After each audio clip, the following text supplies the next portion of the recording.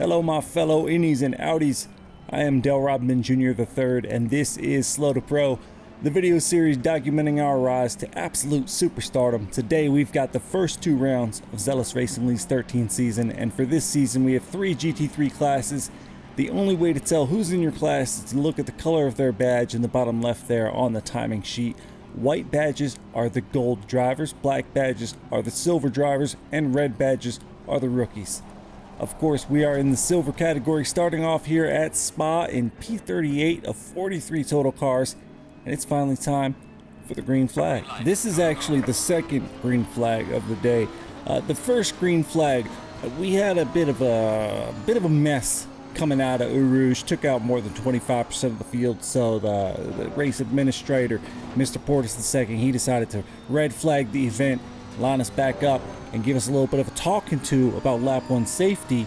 And then we started it up again, and there we go. Got right through Rouge, just needed a little bit of, encouragement to be safe. So now with safety at the forefront of everyone's mind, we can sink our teeth into this 60-minute one pit stop race, and you can sink your teeth into that like and subscribe button if you haven't already.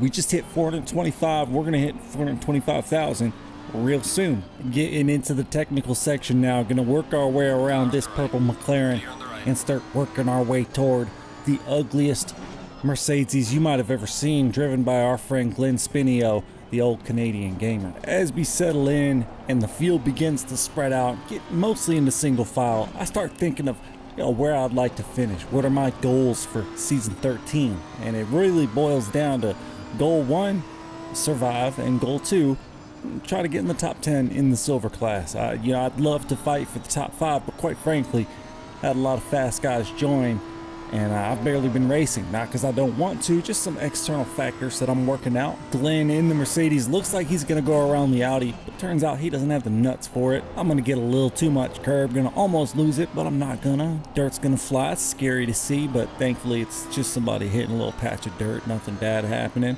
Gonna get an alert about a slow car ahead, and during the first lap that could mean multi-car, and then we get a yellow flag. I'm thinking, okay, there's a wreck, but nope, it's just one singular knucklehead here off on the left, licking his wounds, trying to find a place back into the pack. See you later, dweeb. If I remember correctly, it rained through free practice and through qualifying, so the track was completely green, which is why you're gonna see some of us braking going through what is typically a flat-out turn. I got a Ferrari right on my tail, so in an effort to close the door on him, I'm going to take an inside line here, and then Glenn's just going to leave the door open. I'm going to say, yes I do, sir, thank you. Thank you. Close the door on the second part of the chicane, and ooh, see ya. And that is how we finish the opening lap. Let's go ahead and skip ahead now just a little bit to Eau Rouge here on the next lap. The yellow flag has me in fear of what's on the other side of the hill. I screw the turn up, go right over the runoff area, lose a ton of speed. We're going to lose a position to Mr. Easterling there in the Audi. That's a position in class, so that sucks. Going to lose another position here to Mr. Easton. He's not in our class though, so to hell with him. He doesn't matter. Let's go ahead and skip ahead now to the start of lap number 3. And to set this up, just before this green Porsche had gone off, came back on, and it caused that Audi that was in front of us to panic a little bit. They ended up spinning out just ever so slightly. And so now here we are headed into Eau Rouge. We've got a red class rookie driver leading the two of us here. And the red driver just is not going to get the best Eau Rouge. And the Porsche is. And he's just not going to let off the throttle. And yo, we got caught up in that. You can't even tell though. Just wipe that, just rub some dirt in it. It's fine. We're going to limp our way back to the pits now. And now we're going to have to do a 50-minute stint essentially on one set of tires. And if we skip ahead now, so when we came out of the pits, got a little comedic sequence of events here. The Eau Rouge takes its prisoners. Here we go, got one coming across into the barrier. And for those that don't know, you gotta hold your goddamn brakes because he almost takes out somebody else sliding across the track there. So because we had to pit out of sync with everyone else, we ran around the next half hour basically alone. So let's go ahead and skip to the next spicy bit, about 18.5 minutes left.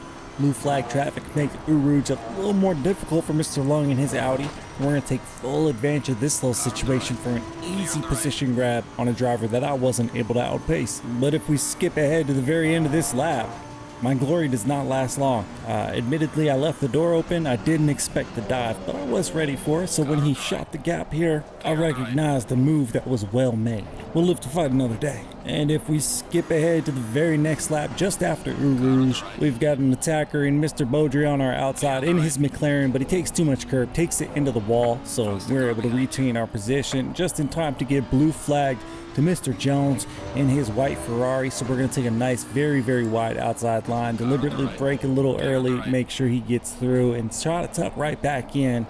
And then we've got another blue flag now in front of us to deal with here, so we're going to go around him, and then Mr. Fletcher's going to come out of nowhere, door to door. That's a good move, I think. I don't know. It felt good. Good job, Mr. Fletcher. Skipping ahead 10 minutes into the future, about 5 minutes to go. Mr. Baudry is back from the wall. We're going to make a mistake. He's going to take it right at the inside. A move well made. And that was it for the action from Spa. We went on to finish in P25 overall, which was good enough for P13 in the silver class.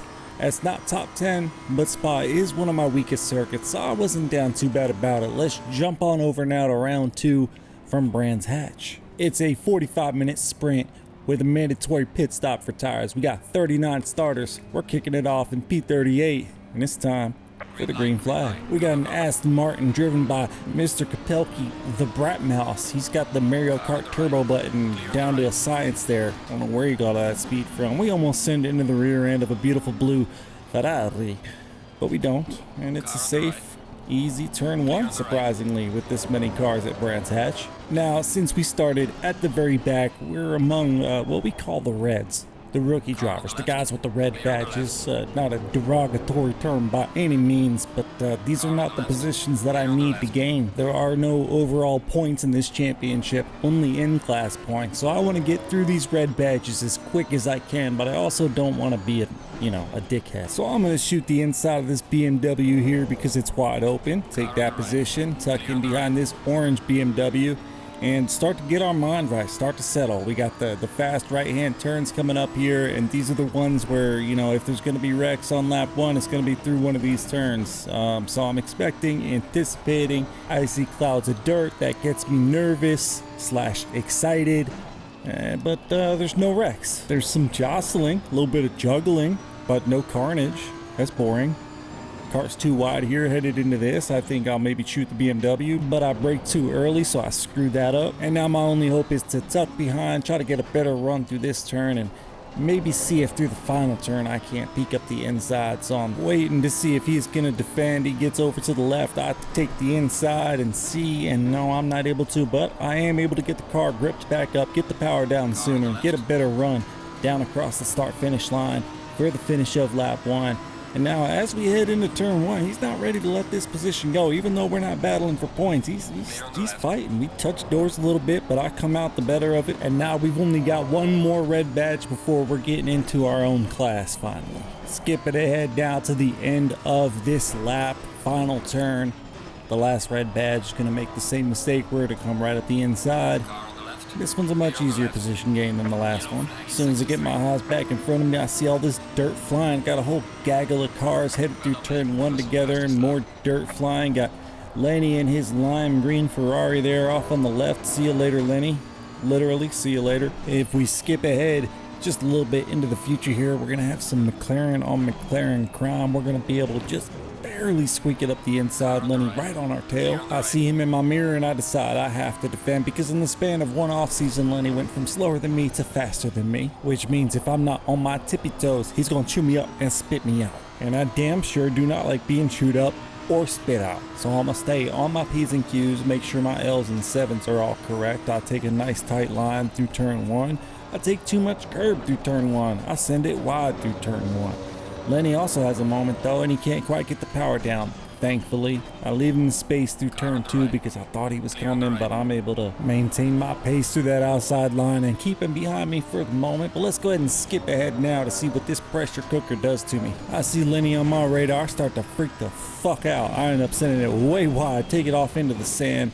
Luckily, I don't take any damage, or at least the damage we do take is only mental. Let's go ahead and skip ahead now. Here we are on the 6th lap, just over 36 minutes to go, trying to make myself real big in the mirror of this McLaren driven by Mr. Trudell. and it seems to pay off because he runs it a bit wide here, and we're able to sneak it up the inside, get the move done, and avoid contact. Puts us up into P27 overall. We gained 2 more positions to people that took pits. Some of those weren't in class either, so who knows what we are right now in class. Skipping ahead about 15 minutes in the future, just over 29 minutes remaining.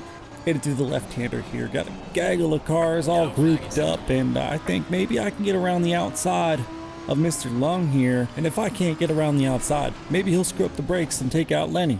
Doesn't work out. Skip it ahead now, just 30 seconds into the future, coming out of turn 2. Mr. Lung does an excellent job defending the inside of the track there, but does a poor job on the exit. Allows us to get up the inside here. Heading into this next turn, as long as we can make it stick. Lenny makes contact there, and hopefully that takes out Mr. Lung. It does not, but our inside line is able to get the position gained for us. Gets us right back up on the tail of our good friend Lenny, at least for the moment. You see that that Audi that we just passed, Mr. Lung, he really wants that position back, and he wants it back right freaking now. And that's not a bad thing. It's a race. You're supposed to want it back. I just didn't expect the dive to come right here. So whoopsie daisy on my part, I think. But if we skip ahead just about 4 minutes of the future, Karma gets her way, and Mr. Trudell there in his McLaren is just barely able to get out of the way of this big bumbling idiot. Skipping ahead now, we went into the pits, came out of the pits, fixed up our 30 seconds worth of damage, and we've caught up now to Mr. Colbus in his McLaren. And he's going to do a very good impression of what I just did. He's going to gain us a position. Skipping ahead, we gained another position to somebody else off track. Same exact spot in the circuit. This is a dangerous spot here, but for a different reason this time. Navigating blue flag traffic, McLaren has a moment. I almost slam into him. I do end up bumping doors with the blue flag car, but it's okay. Everything settles back down. Let's go ahead and skip ahead to the next bit of action. Here we are on the very next lap. The Aston Martin has the McLaren under blue flag, but it's a little too impatient. Ends up sending it into the rear of the McLaren, and now we've got a really awkward blue flag situation because I'm racing the McLaren, so he doesn't want to slow down too much and let me by, but he does want to let, you know, Captain Impatient by. So here we are now, essentially almost 3 wide, and I'm gonna let off the gas here in a moment to let the Aston Martin go through, and then out of nowhere like lightning, Mr. Burr in class gains a position on me. Sneaky sneak. And that was it for the action from these 2 rounds. Skip ahead now to the final lap. We ended up gaining 6 overall positions to people that either crashed or ended up in the pits for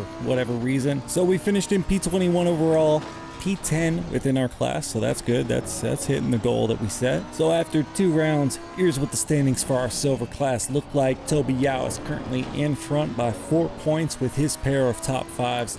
And we are sitting all the way down there in P12. So we got some work to do at Imola next week for round 3. I'll be back in the next week or so with all the action from Imola.